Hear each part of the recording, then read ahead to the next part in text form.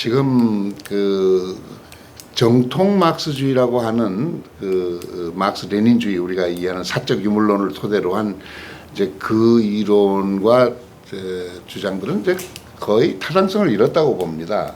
그거는 이제 우리가 특히 이제 우리 서 교수님 말씀대로 이제 90년대 이후에 동유럽의 그 소비에트 막시즘 체제가 무너지면서 그러니까 그거를 실천해 가려던 70년이나 지속되어 왔던 그 체제가 무너지니까 그러니까 이제 상당히 유효성이 없다. 그래서 거기에 핵심은 결국은 자본주의는 필연적으로 붕괴한다는 이론 아닙니까? 거기는. 그런데 붕괴하지 않거든. 또 그게 법칙이라 그랬는데 법칙이 아니고 이제 예외가 많이 드러나니까 소련에서는 붕괴했지만은 또 뭐 중국이나 뭐 북한에서는 붕괴한 것처럼 됐지만은 다시 뒤집어지고 이렇게 되니까 이건 법칙이 아니다 하는 것이 이제 다 증명이 되었고 또 이런 사회 변혁이라는 것이 반드시 프롤레타리아의 독재적인 혁명을 통해서만 변혁할 수 있느냐 다른 가능성들도 많이 있지 않느냐 하는 것이 이제 논의가 되면서 정통 막시즘의 그 이론과 이데올로기는 타당성을 상당히 많이 잃게 되었다고 생각을 합니다. 근데 아직도 이제 그 주장하는 사람들이 있죠. 일부에서. 그 결국은 이제 지금 뭐 이렇게 여러 가지 변혁이 있지만 이제 봐라 뭐 경제 위기가 온다든가 뭐 독일이나 유럽에서도 이제 그런 논쟁 20년대 하다가 29년 30년에서 경제 위기가 오니까 다시 또 그 득세해가지고서 거기서 뭐 혁명해야 된다고 이제 그런 그 여러 번 또 그런 시도도 있었고 그랬는데 지금 어느 곳에서도 아마 정통 막시즘의 사상이 뿌리를 받기는 이제 어렵게 됐고 이제 사라졌다고 보는데 그러나 이제 그렇다고 해서 막시즘이 완전히 사라졌느냐? 그건 아니라고 생각하거든요. 그러니까 자본주의를 비판하고 모순을 극복해서 보다 평등하고 민주적이고 인간적인 사회를 만들어야 된다는 그런 그 개혁 세력이 있는 한에서는 아직도 막스의 사상은 거의 토대와 같은 기둥과 같은 그런 역할을 한다고 봅니다. 그러나 이제 해석은 다르죠. 정통 막시즘과 이제 그건 다르고 특히 이제 그 자유자본주의에서는 이제 계급 갈등과 대립이 불가피하다는 그 사회 이론이 여러 가지가 있고 또 잉여가치 축적과 모순이라는 것도 그대로 아직도 존속하고 있고 뭐 그 경제학적인 논쟁은 많이 있습니다만 노동자들의 해방을 위한 노동운동의 현장에서는 아직도 막스주의는 거의 교과서와 같은 그런 역할을 하고 있다고 이제 생각을 하고 여러 나라에서는 거의 이제 지금 상실되었지만은 지금 현재도 중국은 그 막시즘 이념으로 정치적 이념으로 채택하고 있지 않습니까? 그러니까 중국이 지금 현재 저런 체제로 존재하는 한에서 그러니까 막시즘이 완전히 사라졌다 이렇게 말하기 좀 힘들 겁니다. 그러니까 우리가 이제 그 정치적 이념 이렇게 우리가 논의한다면은 우리가 이제 그 정치적 이념의 타당성을 논의할 때 어떤 존렌적인 측면에서 접근할 수도 있고 또 자인적인 측면에서 접근할 수도 있지 않겠어요. 그런데 이제 옛날에 막시즘이 가지고 있던 그 위력이란 건 자인과 존렌이 한 덩어리가 돼서 거의 압도적인 영향력을 행사해 왔지만은 지금 이제 그 적어도 과학적 차원에서의 그 여러 이론들은 문제가 많다는 식으로 지금 반증돼 나오니까 이제는 이제 그 당위 존렌적인 측면이 우세해서 남아 있는 그런 지금 상황이라고 할 수 있어요.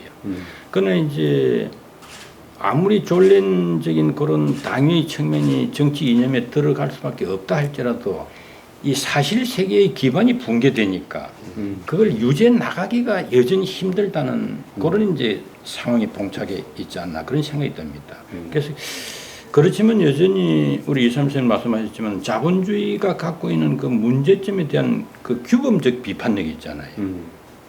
뭐 인간 소외 문제라든지 또 빈부의 지나친 격차라든지 이런 것에 대한 비판력은 존렌의 차원에서 여전히 어느 정도는 지금 확보돼 있다. 이제 그런 생각이 다 그렇습니다.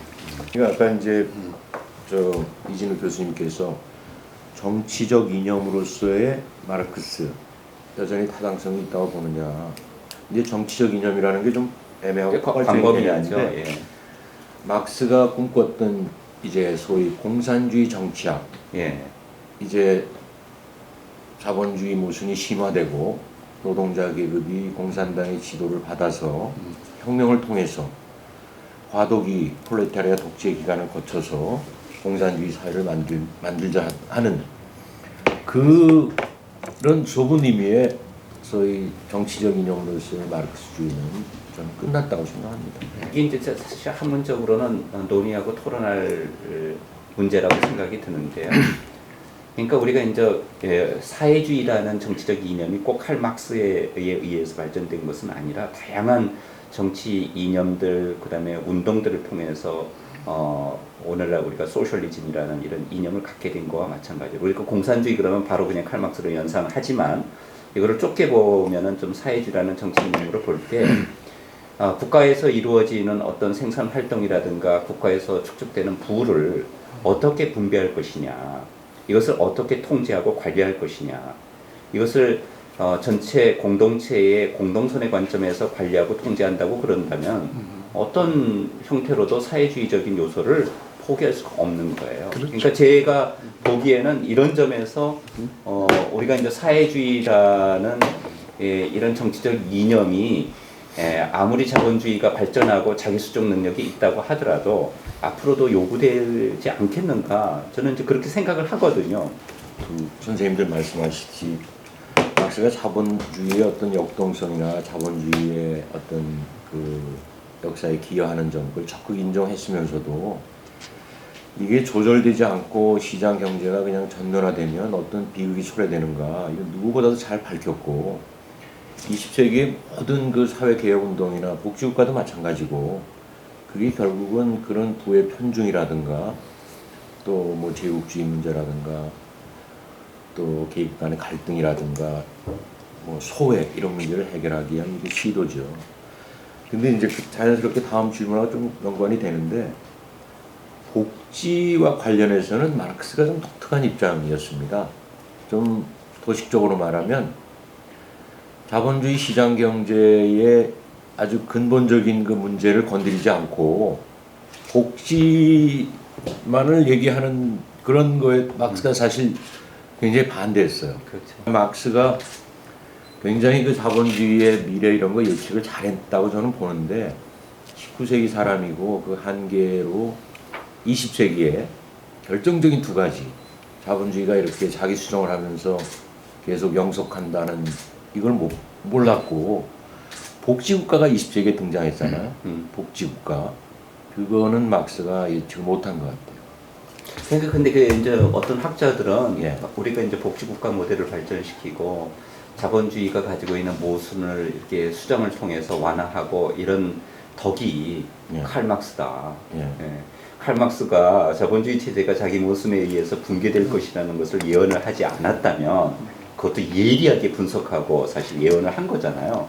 그러니까 이런 상황이 되면 안 되겠다 이래 놓으니까 자본주의 체제가 거꾸로 뭐 자기 충족적 예언을 뒤집어서 실현한 거나 마찬가지죠. 그러니까 이런 사회가 안 되려고 그런다면 우리가 어떤 형태로건 간에 하여튼 자본주의 체제가 가지고 있는 문제점을 해결할 수밖에 이제 없다 이런 거죠. 가장 중요한 그 공헌으로 남아 있을 것이 이제 그 마르크스의 태제 중에서 결국 인류 그 산업 발전이나 문명의 평등한 인간적인 사회를 만들려면은 완전한 자유자본주의는 안 된다는 거거든요. 근데 우리가 지금 완전한 지금 자유자본주의를 실현하다가 많은 것에 부딪히고 있지 않습니까?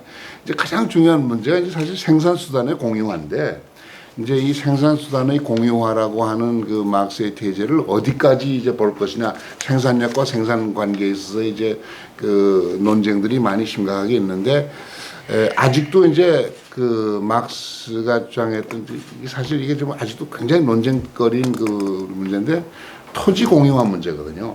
그러니까 다른 자본들은 사유화하더라도 토지만큼은 이건 공유화해야 된다. 이 토지마저 사유화해서 완전히 지금 우리나라 지금 1%의 사람들이 50% 이상의 토지를 가지고 있잖아요.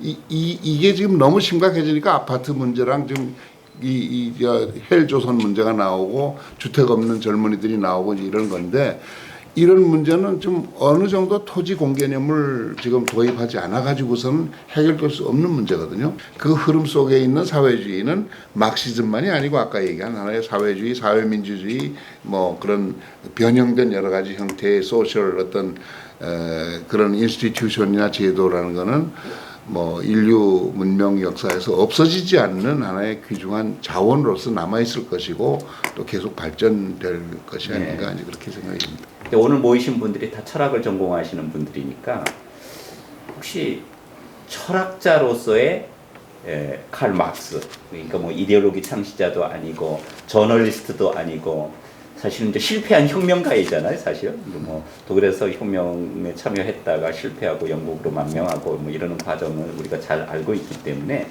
이런 다양한 얼굴을 가지고 있는 마르크스이기는 하지만은 우리가 철학자로서 칼 막스를 평가한다고 그런다면 뭐 여러 가지 또 뭐 차원들이 있겠죠. 그렇지만 선생님들이 보시기에 이 점을 지적하고 비판하고 성찰했다는 점에서는 철학적으로 이 사람을 우리는 포기할 수 없다. 뭐 이런 측면이 있다고 그러면 딱 하나씩만 좀 말씀해 주시면 좋을 것 같아요.